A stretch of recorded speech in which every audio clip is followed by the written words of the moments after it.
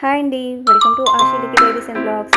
ఇప్పుడైతే పోహా అటుకులు ఉప్మాని మనం బ్రేక్ఫాస్ట్ కింద కానీ లేదా లైట్గా డిన్నర్ తీసుకోవాలి అనుకున్నప్పుడు కానీ ఈ రెసిపీ అయితే బాగా యూజ్ అవుతుందండి. తప్పకుండా ట్రై చేయండి. ఇప్పుడైతే నేను 4 కప్స్ వరకు ఒక గిన్నె నిండా అటుకులు అయితే తీసుకున్నానండి. వీటిని తీసుకున్న తర్వాత లైట్గా వాష్ అయితే చేసుకుంటున్నాను. మరీ ఎక్కువగా వాష్ చేయకండి, లైట్గానే వాష్ చేసుకోవాలి, కొంచెం డస్ట్ పోయేలాగా. మరీ ఎక్కువగా ప్రెస్ చేస్తే మెత్తగా అయిపోతాయండి. ఇప్పుడైతే వీటిని స్ట్రైనర్లో వేసి పక్కన అయితే పెట్టేశాను. ఇప్పుడు స్టవ్ వెలిగించి కడాయి అయితే పెట్టుకున్నానండి. ఇంక ఇందులోకి ఆయిల్ అయితే యాడ్ చేస్తున్నాను. ఆయిల్ మనకి కొద్దిగా హీట్ అయిన తర్వాత ఇందులోకి పల్లీలు, ఇంకా శనగపప్పు,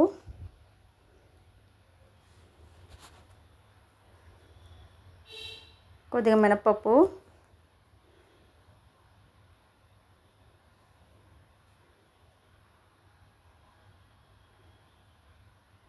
ఇంక ఇందులోకి సీడ్స్ కూడా యాడ్ చేస్తున్నానండి. చెప్పాను కదండి నేను అన్ని ఉప్మాల్లో కూడా ఇలా సీడ్స్ అనేవి యాడ్ చేస్తానని. ఇంక ఇందులోకి ఆవాలు,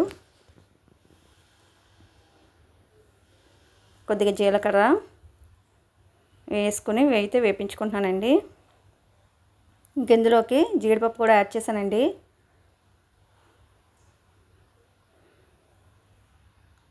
ఇవైతే ఆప్షనల్ అండి. జీడిపప్పు మీ ఇష్టం, ఉంటే వేసుకోవచ్చు, లేకపోతే లేదు. ఇందులోకి కొద్దిగా ఆనియన్స్, పచ్చిమిర్చి, అల్లం కూడా వేసానండి. మీకు ఉల్లిపాయ నచ్చితే వేసుకోవచ్చు, లేకపోతే లేదు.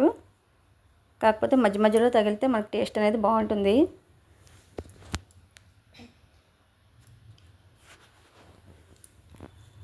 ఇంక ఇందులోకే కొద్దిగా కరివేపాకు, కొత్తిమీర కూడా వేసి వేయించుకుంటున్నానండి.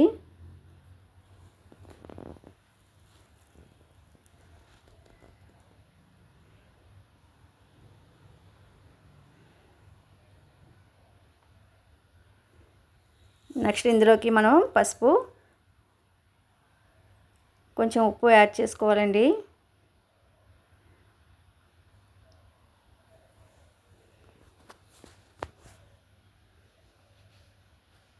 ఉప్పు కూడా యాడ్ చేసిన తర్వాత ఒకసారి అంతా కూడా బాగా కలుపుకోవాలి.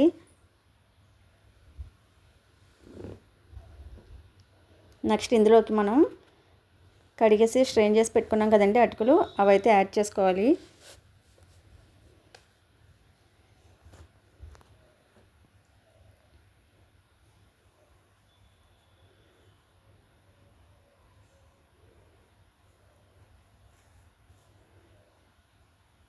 ఇవి యాడ్ చేసుకున్న తర్వాత మొత్తం అంతా పట్టేలాగా మొత్తం అంతా ఒక 2 మినిట్స్ వరకు కలుపుకోవాలండి. బాగానే మనకి ఆ ఉప్పు, పసుపు, ఈ పోపులు అంతా కూడా మనకి అటుకులు పట్టేటట్టు బాగా కలుపుకోవాలి.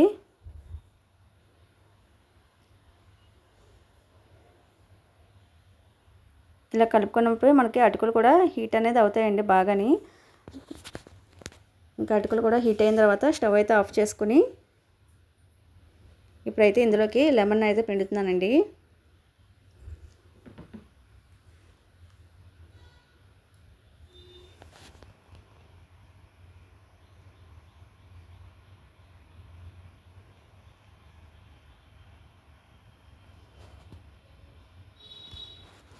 దీన్ని కొంచెం మంది చింతపండు రసంతో కూడా చేస్తారండి, కానీ దానికన్నా మనం ఇలా లెమన్తో చేస్తే మనకి చాలా ఈజీగా అయిపోతుంది. అండ్ టేస్ట్ కూడా చాలా బాగుంటుంది.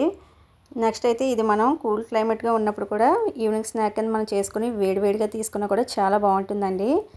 అంతే అండి ఈ వీడియో. మీకు నచ్చితే కనుక లైక్ చేసి సబ్స్క్రైబ్ చేసుకోండి. Thanks for watching. బాయ్.